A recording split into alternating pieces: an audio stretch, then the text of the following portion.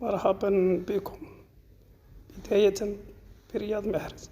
رياض محرز يحتل المرتبة 12 في ترتيب الكرة الذهبية، وهو أحسن من العديد من اللاعبين في مانشستر سيتي الذين يلعبون أساسيين، وهذا ما يثبت حقرة غوارديولا له وعليه الرحيل. أما بالنسبة لبنزيما، يتذكر الشعب الجزائري بعد فوزه بالكرة الذهبية ويقوم بإهدائه الكرة الذهبية من خلال الندوة الصحفية التي جاءت بعد حفل التتويج بالكرة الذهبية. بلايلي يفاجئ الجميع ويتألق مع نادي أجاكسيو ويرد على منتقديه ويتألق ويقدم أسيست للنادي ويساعده على تحقيق نتيجة التعادل.